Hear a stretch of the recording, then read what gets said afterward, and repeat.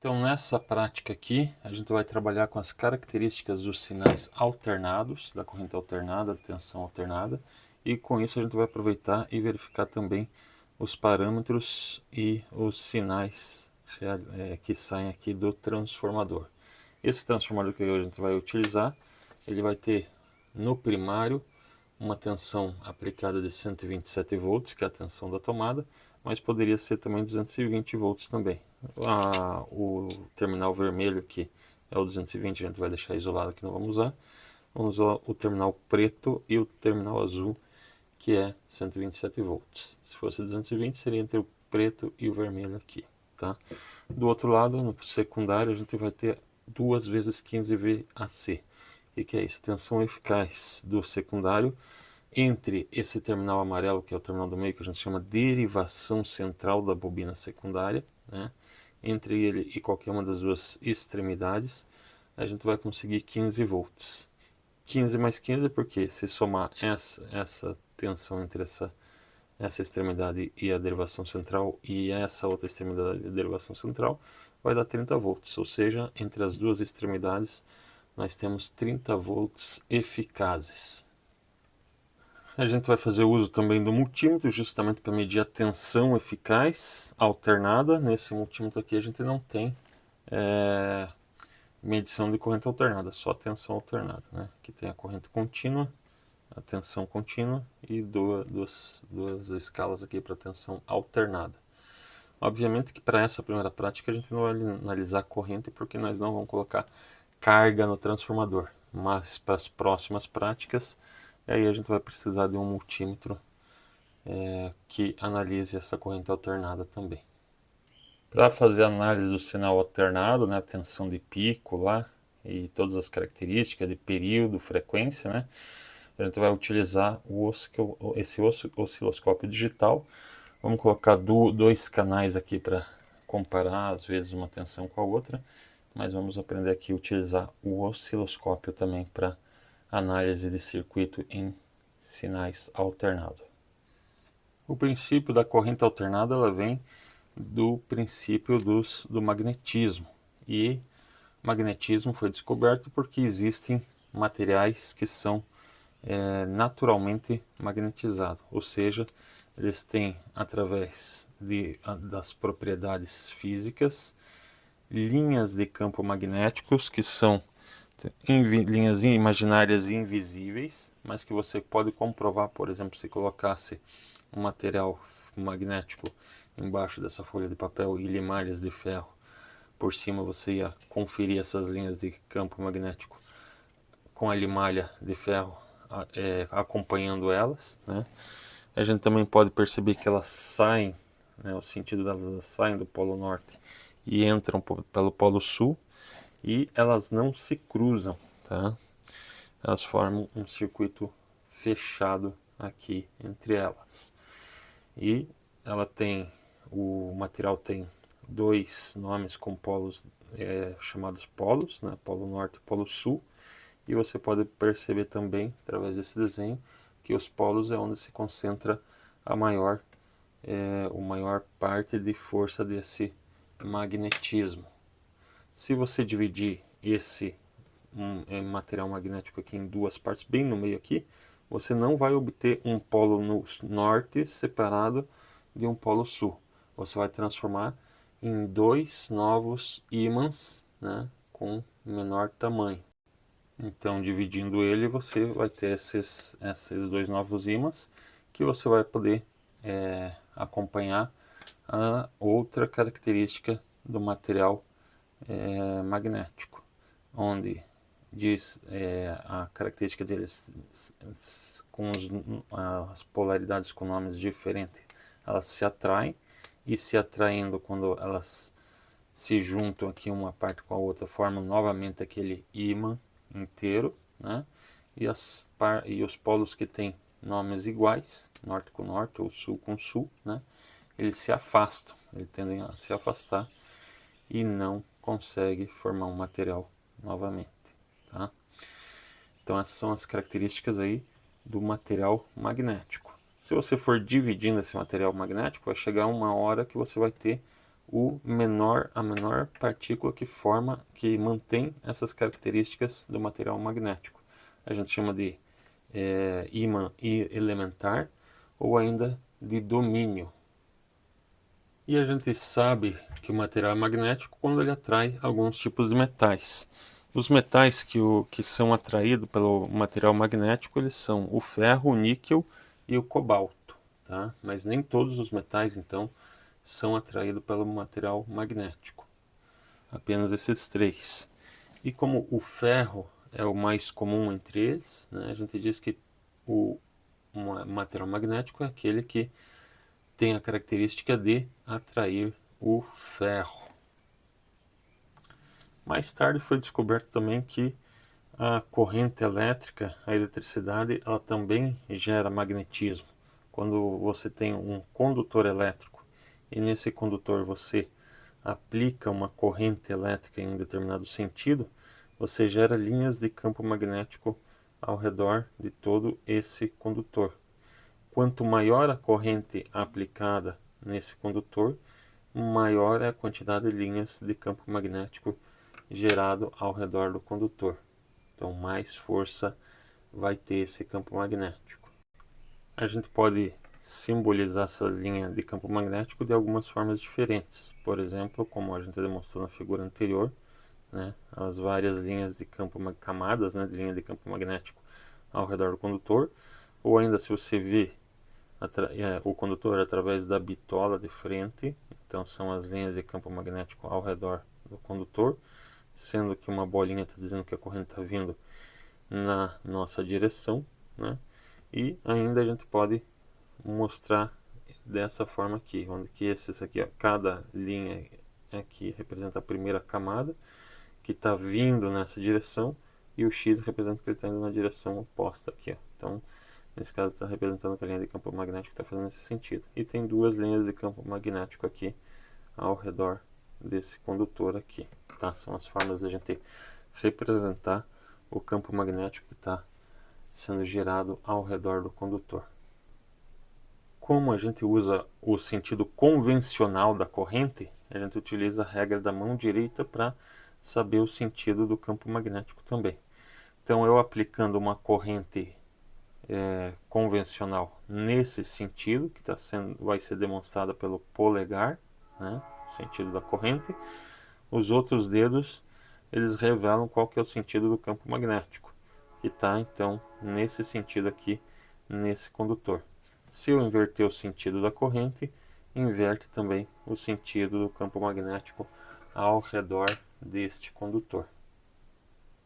Se esse condutor for colocado em forma de espira, né, ou seja, com voltas, então a gente vai ter ainda o campo magnético e aplicar uma corrente, né, nessa bobina. A gente chama de bobina ou indutor, né, ou mesmo solenoide quando a gente tem em espiral, um condutor em espiral. E ele vai continuar gerando linhas de campo magnético ao redor do condutor. Mas vai chegar uma hora que as linhas de campo magnético mais externas, né, as camadas mais externas, elas iriam se cruzar com a parte do condutor que está passando do lado. Como a gente disse inicialmente, as linhas de campo magnético elas não se cruzam, então elas vão acabar se recombinando e formando um campo magnético ainda mais poderoso aqui, mais forte, tá?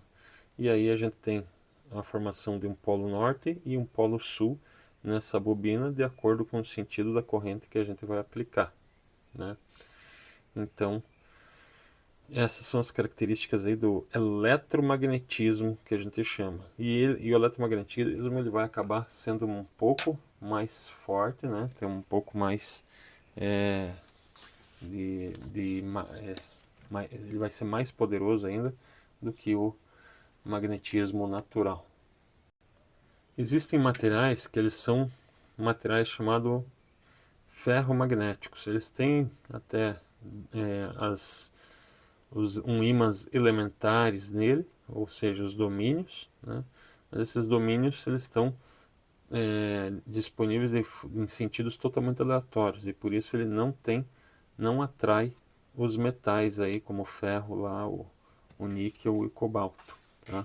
Para que ele tenha essa característica, é necessário que todos esses domínios estejam direcionados num único sentido. Então, se isso ocorrer, aí ele gera aquelas linhas de campo magnético ao redor do material e se transforma em um poderoso ímã aí, né? E a forma de você fazer esse ímã, esse material ferromagnético se magnetizar, é justamente da aplicação de uma bobina ao redor desse material ferromagnético. Então nessa imagem aqui a gente está demonstrando uma bobina com em volta de um núcleo de material ferromagnético, transformando aí num eletroímã poderoso, né? E a gente pode determinar o sentido, de novo, através do sentido da corrente, quais são aonde estão os polo norte e polo sul. E a gente pode inverter essa polaridade também desse ímã de acordo com o sentido da corrente. Então a gente tem aqui, ó, o sentido da corrente na bobina, ela é dada pelos outros dedos, ao contrário da outra, que é o polegar, né? No condutor, que é o polegar que indica o sentido da corrente, e os dedos o sentido do campo magnético.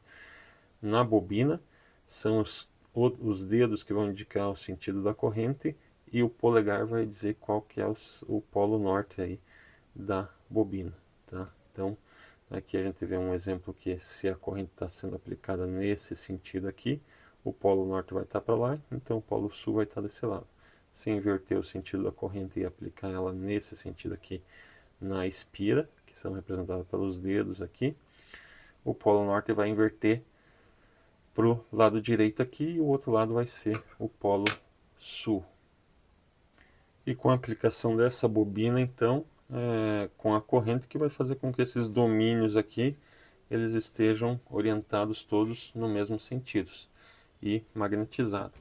E aí surge um novo efeito do magnetismo e eletromagnetismo que a gente chama de histerese. Histerese é uma palavra que representa o atraso, que funciona mais ou menos da seguinte forma.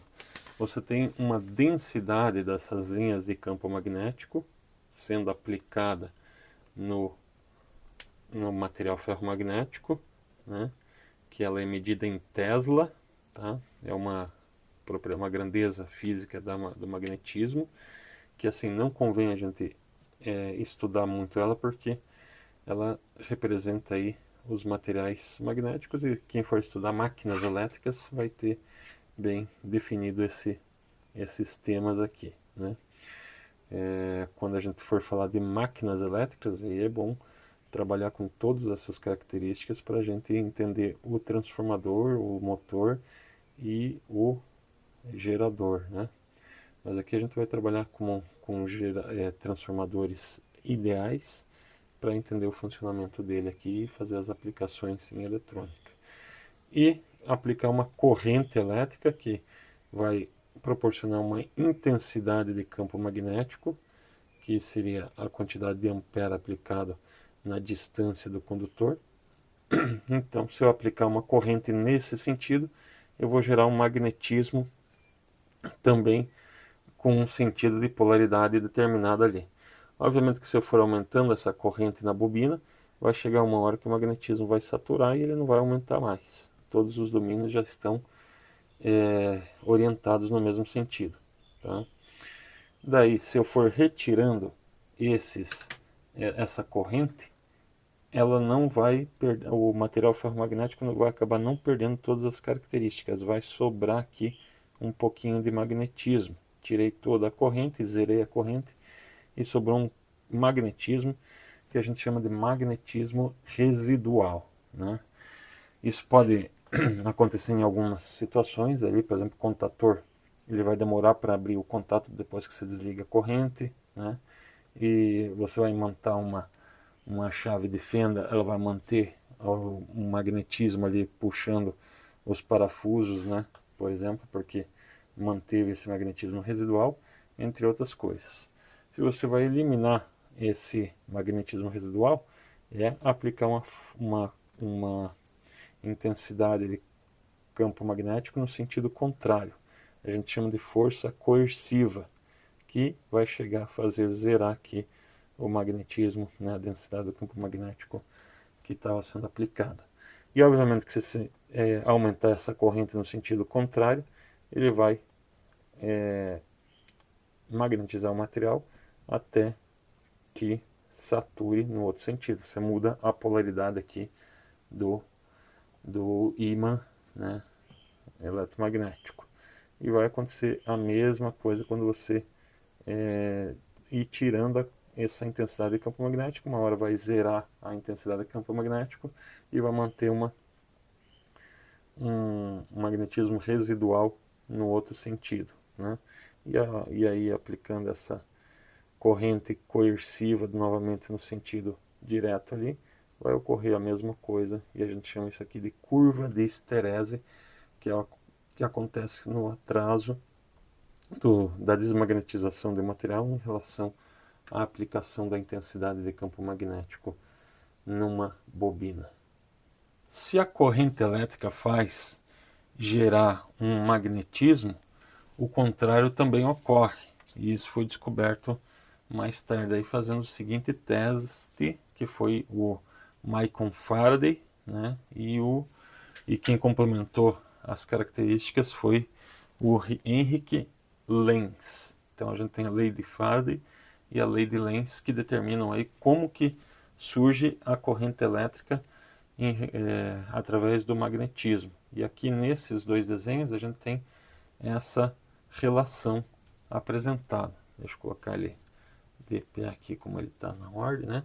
Então, se eu aproximar esse ímã aqui da bobina, enquanto eu estou fazendo o movimento de aproximar, ele vai tentar se afastar. Ele gera como se gerasse um polo norte aqui para tentar afastar esse ímã. Então, Henrik Lenz diz que é gerado na bobina uma reação que se opõe à causa que está originando ela, né? Essa é a definição de Henrik Lenz. Ou seja, os elétrons vão começar a se afastar desse ímã, se movimentando no sentido contrário. Se você parar o ímã aqui, esses elétrons vão parar também, tá? Eles vão parar de se movimentar, não vai ter mais movimentação de elétrons. Quando você começa a afastar o ímã, vai começar uma reação contrária. É como se gerasse um polo sul, né, querendo se aproximar desse norte aqui. E os elétrons então vão se movimentar nesse outro sentido, querendo se aproximar aqui do ímã. Então, quando está aproximando, mas só no movimento, quando tem que imaginar que tem as linhas de campo magnético aqui ao redor desse ímã, enquanto você vai aumentando essa força de campo magnético porque você está aproximando do ímã, então está tendo uma variação de campo magnético, os elétrons vão se movimentando. E a mesma coisa quando você vai afastando, esses elétrons vai perdendo, né, as forças de campo magnético e os elétrons vão tentando se aproximar. E se você ficar fazendo movimento aqui, pode ver quando se aproxima, a corrente gera uma força eletromotriz nesses dois terminais num sentido, e quando você afasta, gera uma força eletromotriz no sentido contrário, ou seja, se induz uma tensão nessas bobinas aqui através da variação do campo magnético. E esse é o primeiro princípio aí da corrente alternada. Então, se você tem uma bobina que vai girando com um campo magnético próximo, ou melhor, um ímã, né, que vai girando com um campo magnético próximo a uma bobina, você vai começar a gerar essa corrente alternada, que são elétrons indo para um lado e voltando para o outro, indo e voltando. Então, corrente alternada é justamente elétrons que não vão num único sentido no condutor. Eles vão para um sentido e se fortalecem nesse mesmo sentido até um determinado momento. Daí, quando vai afastando o magnetismo, eles começam a diminuir a velocidade, né, até zerar. E aí, quando você começa a afastar esse campo magnético, ele começa a fortalecer no sentido contrário e vai completando aí vários ciclos. Esse aí sendo o princípio da corrente do gerador, né, de corrente alternada. Outra característica que pode ser lançado aí é a característica do princípio do motor, né? Você tem um campo magnético entre dois terminais que não estão próximos, estão parados, e você coloca uma corrente numa bobina, né, nesse condutor. Obviamente que esse campo magnético aqui ele vai interagir com o campo magnético que está sendo aplicado no condutor e vai proporcionar um giro nesse motor aqui, né, nessa bobina aqui, porque vai afastar. Se você mudar o sentido da corrente, ele vai dar mais um giro. Então, cada meia volta, você vai trocando o sentido da corrente e ele vai proporcionando o giro do motor. Esse aí é o princípio do motor de corrente contínua. Para algumas aplicações aí que você quer só transformar o material ferromagnético num ímã poderoso, né, como no caso de relés, solenoides, contatores, que você quer atrair um contato, né, através do campo magnético. Então você coloca a bobina em volta de um material ferromagnético, ele vai gerar a densidade de campo magnético ao redor dessa bobina, né, conforme a gente vê nessa imagem aqui, ó. Então vai ter campo magnético, a densidade do campo magnético sendo gerada aqui, e a quantidade de densidade de campo magnético que tem por área desse material, a gente chama de fluxo magnético. É como se fosse a corrente elétrica num condutor elétrico, né? Então, a quantidade de densidade de campo magnético que estende ao redor, que está circulando no material ferromagnético, a gente chama de fluxo magnético. Acontece que se você aplicar uma corrente contínua, você vai gerar um ímã poderoso, mas é só isso que ele vai fazer. Agora, porque se você aplicar uma outra bobina desse lado, você tem aí o princípio do transformador. Então, o transformador nada mais é do que você aplicar uma bobina de um lado e aplicar uma corrente nele, e você ter uma tensão induzida na bobina do outro lado. E isso a gente observa pelas características que a gente já viu anteriormente do magnetismo e eletromagnetismo. Obviamente que se você colocar uma bobina, uma corrente contínua nessa bobina aqui, no momento que ele vai de 0 até o valor máximo contínuo, ele vai gerar uma força eletromotriz desse lado, que vai zerar quando eu estabilizar a corrente ali. Então ele só vai se movimentar num sentido e já vai parar, né? Lembra lá que a gente falou que o ímã tem que afastar e afastar e se aproximar, né? A variação de campo magnético que gera a indução de uma força eletromotriz na bobina. Então, para ter essa indução de força magnética, tem que ter uma variação de fluxo magnético nesse material ferromagnético. Então, somente aplicando uma corrente alternada aqui nessa bobina primária é que eu vou conseguir obter uma indução, né, de tensão alternada aqui, uma força eletromotriz na bobina do secundário. E daí a gente já aproveita para falar que existe algumas características do material do transformador aqui. A potência do primário é igual ou aproximadamente igual ao do secundário. A gente vai considerar igual porque a gente vai trabalhar aqui com transformadores ideais. O transformador, apesar de a gente idealmente considerar que ele tem a mesma potência, ele gera perdas que podem ser causadas pela resistência das bobinas, das características do material ferromagnético, da magnetização, da histerese que a gente comentou anteriormente, e também de correntes parasitas, né? Porque já que a corrente elétrica ela forma campos magnéticos ao redor do condutor, quando você tem uma densidade de fluxo magnético aqui circulando nesse material ferromagnético, vai fazer com que surja uma corrente elétrica que a gente chama corrente parasita ao redor desse fluxo magnético. E isso vai se opor à passagem do fluxo magnético. Então, inclusive, isso gera perdas, né, no material, e daí a potência do primário não vai ser exatamente igual à potência do secundário, mas vai ter lá até uns 5, 6% de perdas, né? Para diminuir essas perdas, obviamente, ao invés de usar núcleos maciços, né, que faz com que essa corrente parasita fique maior, o pessoal usa, né, transformadores com núcleo laminado, que daí as correntes parasitas elas perdem aquela força maior lá, então reduz aí as perdas, tá? Mas mesmo assim, um transformador real vai ter algumas perdas, fazendo com que a potência do primário não seja exatamente igual à potência do secundário. Mas para essa prática aqui a gente vai considerar um transformador ideal e o transformador. E aí sempre tem as relações entre as características do primário com as características da bobina secundária. E a gente chama isso de relação de transformação. Essa relação de transformação pode ser dada justamente por P1 igual a P2. Se P1 é igual a P2, a gente vai fazer que a tensão do primário vezes a corrente do primário é exatamente igual à tensão do secundário vezes a corrente do secundário. E para fazer uma relação entre as características de tensão e corrente do primário e do secundário, é só passar aqui a tensão do secundário para o outro lado dividindo, então vai ficar V1 divididos por V2 igual, né, a corrente do primário passando para o outro lado dividindo, então vai ficar I2 por I1, tá?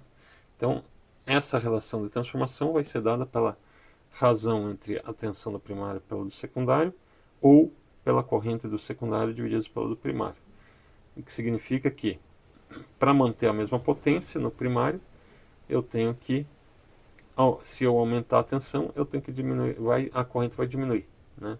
Se eu diminuir a tensão, a corrente vai aumentar, tá?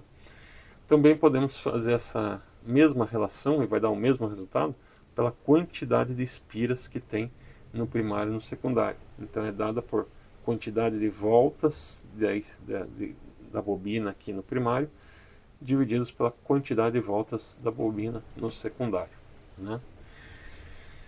Então, a gente diz também, de acordo com essas características aqui, que tipo de transformador que a gente está trabalhando.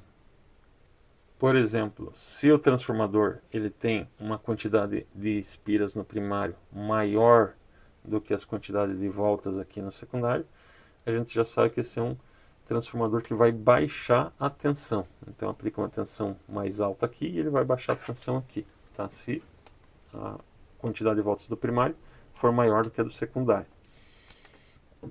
O contrário vai ser se a bobina do primário tiver menos voltas do que a do secundário, ele vai ser um transformador elevador, né? Vai aumentar a tensão.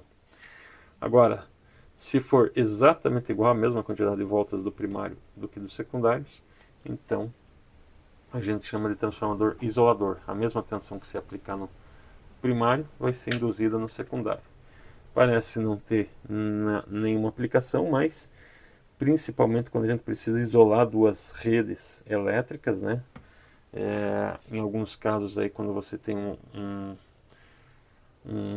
uma rede que está acionando vários motores, isso causa bastante ruídos, né, que atrapalham a rede elétrica de instalações, por exemplo, de iluminação e informática, essas coisas. Então, geralmente usa um transformador isolador para isolar uma rede elétrica da outra e assim não tem interferência uma na outra. A rede vai estar jogando o sinal para esse transformador, que vai estar jogando para os motores aqui. Então essa rede aqui vai estar livre do que está acontecendo desse lado da rede aqui. Então esse é o princípio do transformador. E aí surgem as características dos sinais alternados. Vamos relembrar lá que a gente falou que quando aproxima as linhas de campo magnético de uma bobina, ele vai começar a fazer a movimentação de elétrons, né, formando uma força eletromotriz induzida que tem intensidade mínima e vai aumentando até um valor máximo, e depois ele vai diminuindo até parar, né? E quando você começa a afastar esse ímã, aí ele vai começar a gerar uma força eletromotriz contrária que vai querer se aproximar do ímã até um valor máximo, depois ela diminui até parar, né? E se você fizer esse movimento de aproximar e afastar numa sequência, uma frequência fixa, então ele vai gerar aqui uma corrente com dois polos, que a gente chama polo positivo e polo negativo, e que vai fornecer aí uma tensão e uma corrente alternada. E a gente tem algumas características aqui. Então, esse valor máximo aqui, ó, a gente chama de valor de pico, que pode ser tanto corrente, valor, né, de pico, que pode ser também tanto corrente de pico, quanto de tensão de pico. E a gente fala que é valor de pico positivo, essa parte de cima. E aqui embaixo, obviamente, vai ter o valor de pico negativo, né? Então, a gente vai ter o mais VP, e o menos VP, tá? E daí, você pode pensar que na rede elétrica de tensão alternada, esse seja o valor de 127 volts ou 220 volts. Não é. Esse é o valor de pico, que a gente chama de tensão de pico, né? Ou tensão máxima, que é o máximo de valor que ele alcança durante o tempo. Ele assume vários valores, tá? No tempo, no decorrer do tempo, que a gente vai ver como que a gente acha isso daqui a pouco, que a gente chama de tensão instantânea.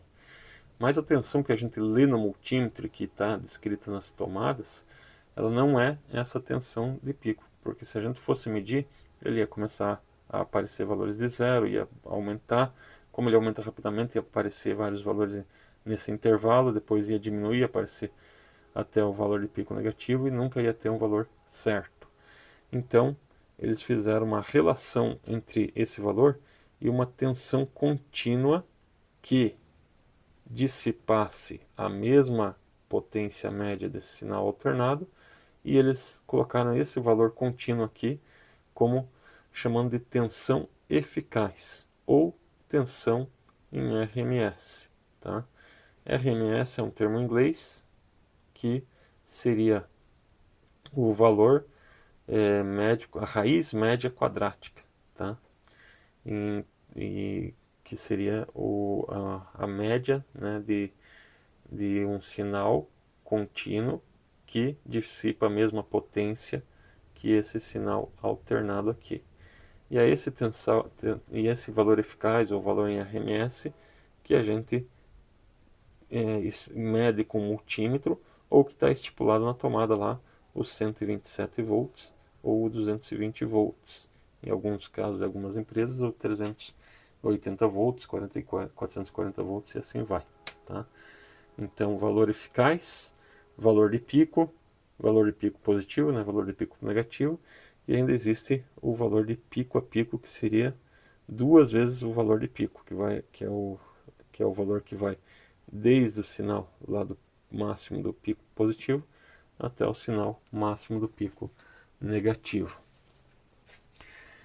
E a outra parâmetro que a gente pega do sinal é o período, que seria o tempo que ele leva para começar a repetir esse sinal. A partir daqui ele vai para cima, depois ele zera, vai no outro sentido até o valor máximo, depois ele zera de novo, e a partir desse instante ele começa a se repetir esse sinal e fazer essa repetição aí. E a gente chama isso de tempo, né, que é o período que ele leva para fazer um ciclo, tá?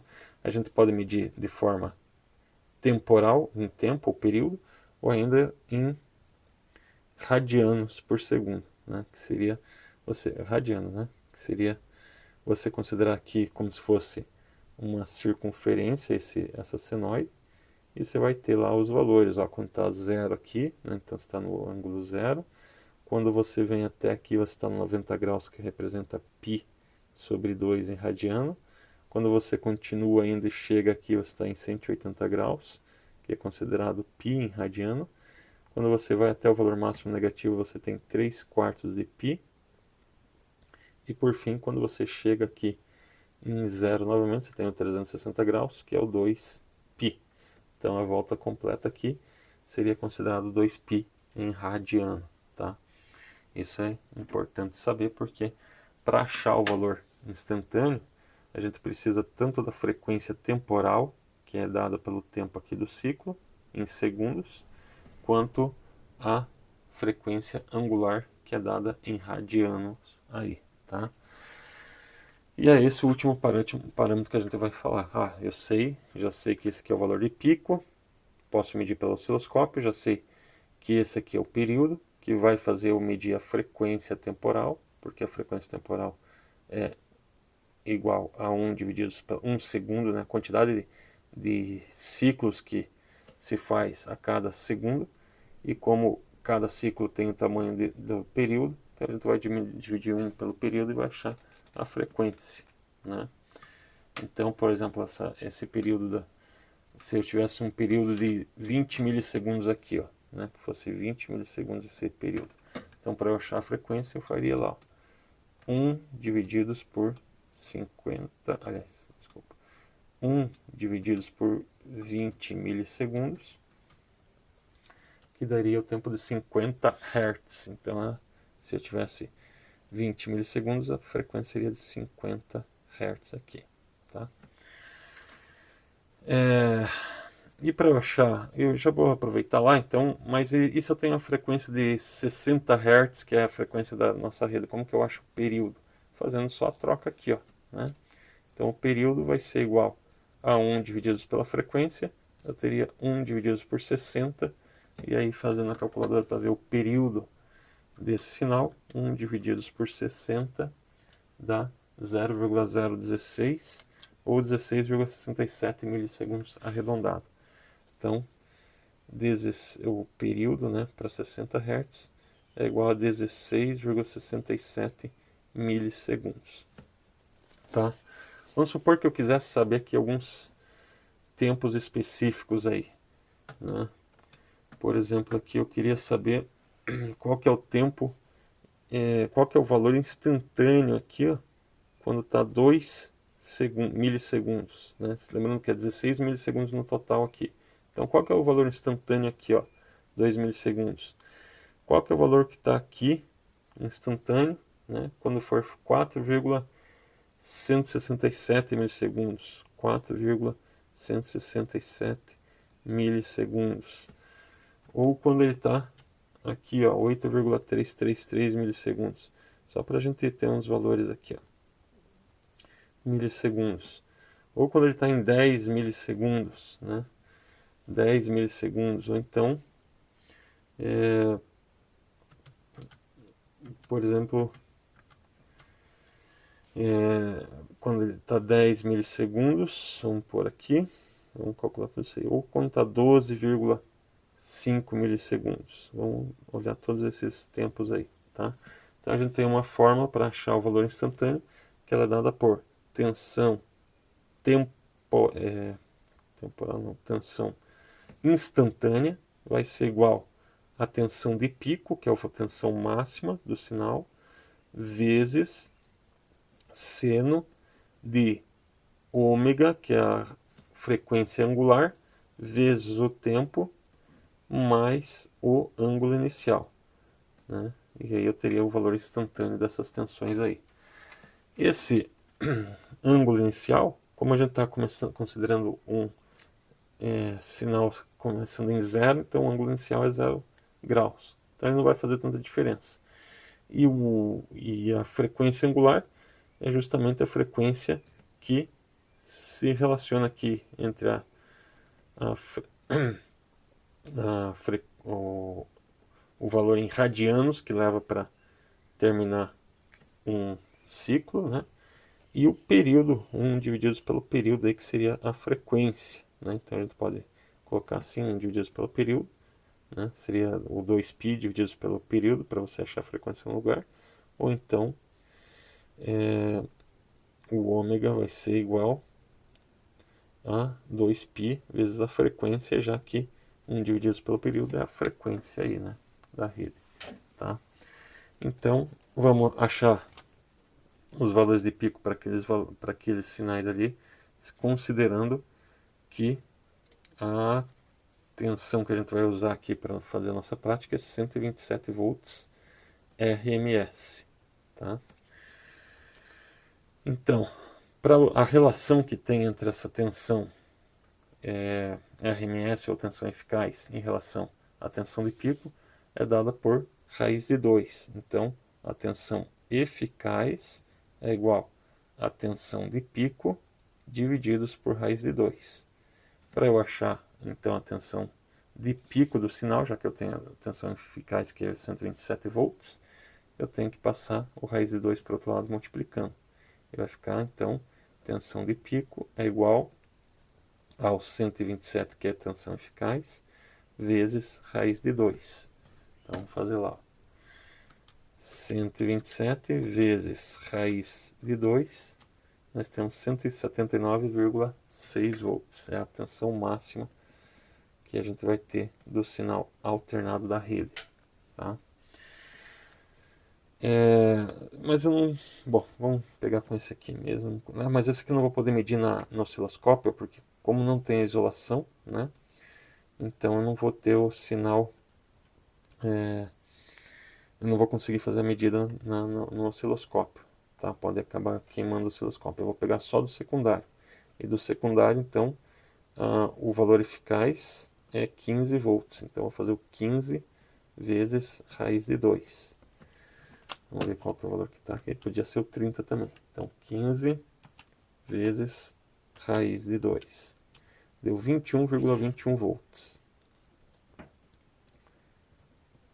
E aí eu vou pegar e fazer para aplicar esses vários valores aí para achar os valores instantâneos. Que eu pedi lá para 2 milissegundos, para 4,167 milissegundos, para 8,333 milissegundos, para 10 milissegundos e para 12,5 milissegundos. Então vamos calcular a tensão instantânea para esses tempos aqui, para esses períodos de tempo. Então, a tensão instantânea, né, ela é igual à tensão de pico vezes seno de 2πf, que é o ômega, vezes o tempo que eu quero achar, mais o ângulo inicial, que vai ser sempre zero para esse caso aqui, né? Então, fiz a fórmula aqui. Então, o primeiro tempo, que é 2 milissegundos, vai ficar tensão de pico, que é 21,21, que eu acabei de achar ali em cima, vezes seno de 2π vezes 60, vezes o tempo, que é 2 vezes 10 a menos 3. Tá? Então, vamos fazer isso aqui direto lá. Então, 21,21 vezes seno, abre parênteses aqui, 2 vezes π vezes 60, vezes o tempo, que é 2 milissegundos, né? E o resultado aí deu 14,5 volts. Então a tensão instantânea aqui vai ser 14,52 volts. A gente vai medir lá, tá? Se eu aplicar a mesma fórmula aqui, ó, vai ser tensão instantânea igual a 21,21 vezes seno de 2π vezes 60, vezes agora 4,167 vezes 10 a menos 3. Né? Vamos verificar aqui. Eu vou fazer de novo, 21,21 vezes seno, abre parênteses, 2 vezes π, vezes 60 vezes 4,167 vezes 10 a menos 3 segundos. Olha lá, deu 21,21, que seria a tensão máxima, né? Eu calculei ali para ser o tempo para ser no período, quando ele está bem nesse instante aqui, ó, né? Então ele deu praticamente a tensão máxima lá. Então deu 21,21 arredondado, né? 21,21 volts instantâneo. Para 8,33 segundos. Eu só vou voltar aqui para não precisar fazer tudo de volta. Então 8,333 milissegundos, né? A mesma fórmula. Lá vai dar aproximadamente zero, né? Só não deu zero por causa do arredondamento, né? mas deu 0,266 milivolts. Então 0,266 volts. Então aproximadamente aí 0 volts, que seria a metade do tempo lá, né? 16,66 divididos por 2 é para estar mais ou menos próximo desse valor zero aqui, ó, tá? Devido ao arredondamento, ele também não deu precisamente zero, mas deu aproximadamente. Nos 10 milissegundos, vamos colocar lá 10 milissegundos, ele já tem que dar um valor negativo, né? Então lá deu menos, deixa eu fazer de novo aqui que ele deu problema nessa conta. Então lá 21,21,21 vezes seno de 2π vezes 60 vezes o tempo de 10 milissegundos. Então lá dá menos 12,47 volts. Então, menos 12,47 volts. Vai ser mais ou menos chegando aqui próximo ao valor máximo. E o 12,5 milissegundos é para dar mais ou menos o tempo de valor pico máximo. Então tem que dar mais ou menos 21,21 volts. Vamos ver lá. Ó. Então 21,21 que é a tensão de pico, vezes seno de, abre parênteses, de 2π vezes 60 vezes 12,5 vezes 10 a menos 3 segundos. Lá, deu exatamente menos 21,21. Então, menos 21,21 volts. Então, são esses sinais aí que a gente vai tentar medir agora na prática ali com os multímetro e o osciloscópio. Então, vamos utilizar o multímetro aí para medir a tensão eficaz, né? Sendo que a gente está esperando 127 volts. E essa aí da rede, né, que é o de primário, é o único valor que a gente vai medir. Tá? Poderia medir, aqui a gente não tem a tensão 220, só tem 127. Mas se fosse 220, a gente teria também o valor eficaz dessa medição aí através do multímetro. Como eu quero medir 127 volts, eu vou pegar no fundo de escala de 200 de tensão alternada aqui, ó, tá? Vou pegar direto da tomada, né?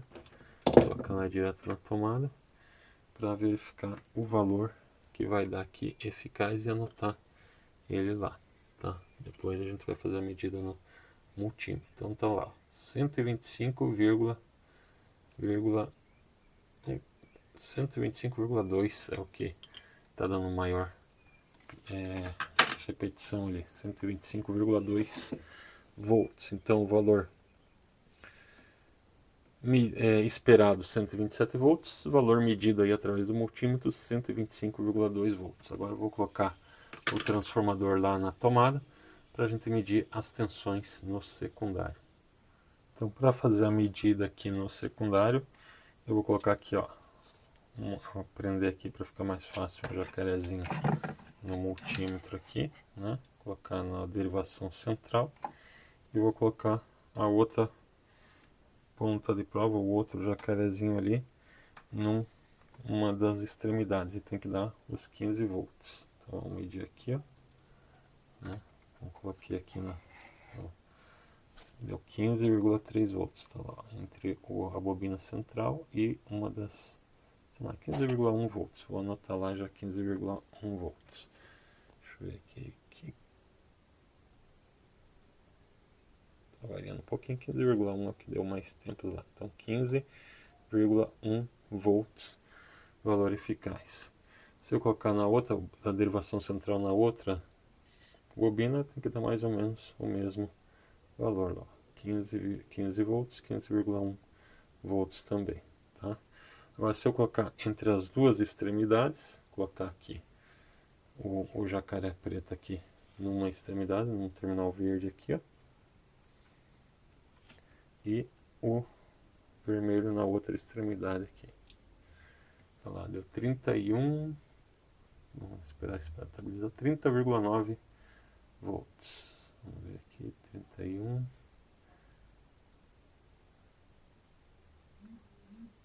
que deu mais vezes aí foi 31 volts. Então eu vou colocar aqui, ó, 31 volts eficaz na bobina do secundário aí, entre as duas extremidades, tá? Então essa aí é a medição do valor eficaz. Agora eu vou, através do osciloscópio, medir as características do valor contínuo. Até agora bateu tudo aqui, ó, tensão eficaz esperada com a tensão eficaz medida.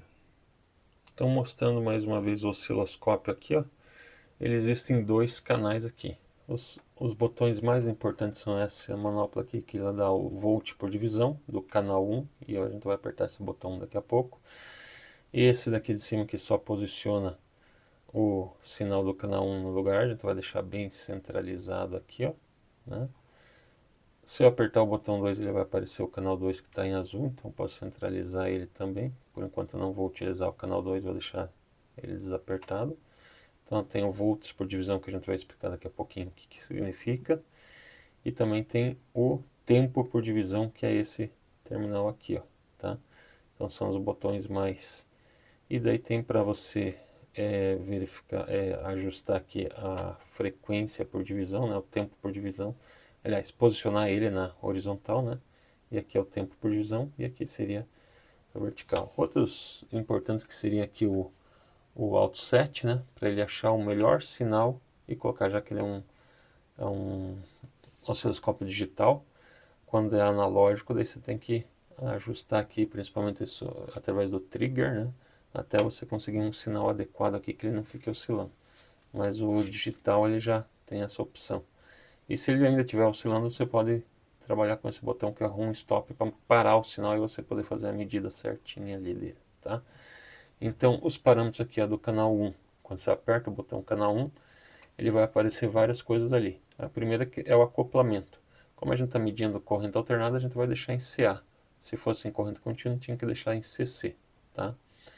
No canal 1, mesma coisa no canal 2 lá, ó, acoplamento em CA, tá? Vou tirar o canal 2 de novo. Ele tem outros vários botões que vão fazer outras coisas. Eu vou passar o básico aqui, né, que é o que é necessário para a gente trabalhar. Ele tem essa sonda que é a quantidade de vezes do sinal, tá? Aqui está em 10 vezes, o sinal que vai aparecer aqui, a amplitude está em 10 vezes. Que significa que se eu tivesse 1 volt aqui, ó, significa que ele ia estar, na verdade, com 10 volts. E isso depende também da ponta de prova lá, ó, tá? Eu vou deixar em 10x, porque quando o sinal é muito grande, ele vai ultrapassar e você não vai conseguir medir aqui com uma vez. Por exemplo, se fosse aqui, ó, 5, 10, 15, 20. Então, se fosse 50 volts, eu ia tentar medir aqui, ele ia ultrapassar. Se eu fizesse 10 volts, ele ia dar, em vez de 50, ele ia aparecer aqui 5 volts, né? Mas a gente só multiplicaria por 10 e saberia que seria 50 volts. É claro que por ser um osciloscópio digital, ele já dá a resposta adequada se você tiver a ponta de prova em 10 vezes e o osciloscópio lá em 10 vezes também. Então daí o sinal aqui que vai estar, ele vai estar verificando no valor já original também. Então esse é o osciloscópio e a gente vai fazer a medição do sinal de pico por enquanto. Então ali no transformador eu vou colocar, esse aqui tem um ganchinho, né? Se você apertar aqui é como se fosse uma seringa, tá? Ele tem um ganchinho ali na ponta e você vai engatar aqui, ó, né? Numa dos terminais aí do transformador. E daí ele tem pendurado com ele um jacarezinho que você vai colocar na outra ponta. Nesse caso eu vou colocar na derivação central ali, tá? Então ele aparece o sinal aqui no osciloscópio. Você pode ver que ele está com 10 volts por divisão e com 10 milissegundos por divisão. Então, o volts por divisão e o tempo por divisão. Se você coloca em 10 volts por divisão, você já vê que ele tem esse 10 volts por divisão, quer dizer que cada quadradinho desse aqui, ó, representa 10 volts, tá? Então, esse sinal aqui, ó, ultrapassa 10 volts, 20 volts, ele está um pouquinho acima de 20 volts. Obviamente que você pode deixar o sinal sempre o mais adequado possível. Vamos baixar para 5 volts por divisão para ver se consegue medir. Tá? Aqui foi para 20, ele abaixou, né? Olha lá, 5 volts por divisão. Olha, ele ultrapassa ali, você não consegue medir. Então vamos ter que deixar em 10 volts por divisão mesmo. Vamos ajustar aqui, ó, para que ele fique bem no centro ali e eu posso fazer a medida. Posso também melhorar aqui o tempo por divisão para ficar um sinal mais largo lá para eu poder fazer a medida. Então está posicionado ali, ó, né? Vamos verificar. Se cada quadradinho é 10 volts, significa que cada risquinho desse aqui, ó, representa 10 divididos por, tem 5 risquinhos, 10 divididos por 5 são 2 volts por risquinho, tá? Então nós temos aqui 10 volts, 20 volts, está bem em cima do primeiro risquinho, então 22 volts de pico, tá? Se eu fosse fazer embaixo ali, ó, a medição embaixo, vamos posicionar aqui embaixo, ó, para ele ficar bem em cima ali, ó, eu teria mesmo o valor de pico negativo lá, ó, tá? Então 10 volts aqui, ó, menos 10 volts, menos 20 volts, está em cima do primeiro risquinho depois, dá menos 22 volts. Lembra lá que a gente achou 21,21 volts quando a gente calculou, né? Então, deu 22 volts, tá ok a medida aqui, ó. Agora vamos ver o tempo por divisão. Lembra que a gente calculou a frequência 60 Hz, né? 1 dividido por 60 deu 16,67. Então vamos melhorar esse tempo por divisão aqui, baixar ele mais um pouquinho, para melhorar aqui o sinal, ó.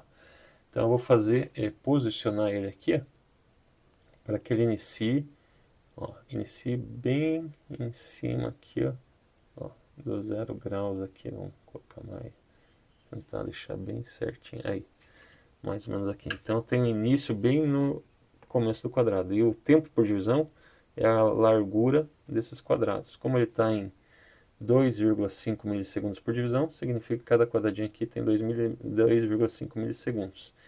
E cada risquinho, então, é meio milissegundos. Então, tem 2 milissegundos, 5, 7,5, 10, 12,5, 15, né? Até aqui é 15, e aqui ele não completa lá o próximo. Então, 15, lembra lá que é meio?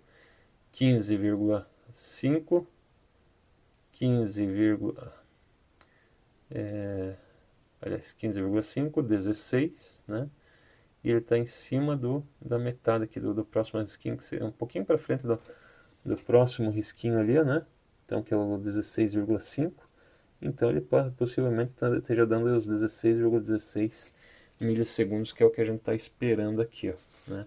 Então, o tempo tá ok também, 16,16 milissegundos, que é o que a gente está esperando.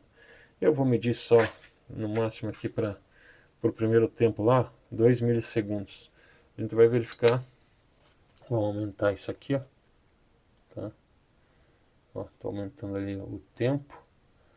Vamos ver aqui, acho que aqui tá bom. Vamos posicionar ele lá para dar o início ali, porque a gente quer pegar. Ó, coloquei aqui, vamos aumentar diminuir o volts por divisão também. Tá 10 volts, vamos colocar uns 5 volts. 2 milissegundos, quanto que tá? 1 milissegundo por divisão, então 2 milissegundos vai estar aqui, ó. Então ainda consigo ler o sinal certinho ali, ó, né? Vamos posicionar melhor lá para ele estar bem no início aqui, ó, tá? Então vamos ver lá, ó. 1 milissegundo, né? Tá escrito aqui, ó, né? 1 milissegundo por divisão. Então 1 milissegundo eu quero no 2 milissegundos. No 2 milissegundos ele está exatamente no 15 volts lá, ou um pouquinho abaixo do 15, né? Tá entre um pouco acima e um pouco abaixo, que confere com o valor que a gente calculou de valor instantâneo lá, né? 15 volts aqui, ó, tá? Vamos pegar só mais um, tá? Vamos pegar um valor negativo aqui que a gente tinha feito lá para, por exemplo, vamos pegar aqui pro 10 milissegundos, que tem que dar menos 12,4, né? Então, só que agora vamos ter que, vamos ver se dá aqui para pegar lá no 10 milissegundos aqui. Então, 1, 2, 3, 4, 5, 6, 7, 8, 9, 10. É o último espaço aqui, ó. Seria esse bem em cima aqui, ó, né? Então ele está dando lá, como ele está com 5 volts por divisão na vertical, então 5, 10, cada risquinho aqui então vai valer 1 dividido por 5 dá 0,2, então 10,2, 10,4, né? Ele não chega lá não vai chegar. Vai chegar no 5, 10, 15. Na verdade, 5 volts por divisão, né? Então, se dá 1 volt cada risquinho. Então, 5, 10, daí 11, 12 e não chega no 13 ali, ó. Né? Vamos aproximar bem ali, ó. Né? Então, ó, 5, 10, então 11, 12 e está um pouco acima de 12 lá. Não chega no 13. Então, também está certo aqui, a menos 12,47 é o calculado e o medido também confere, tá? Então esses são o conteúdo prático aí para essa atividade de hoje aí.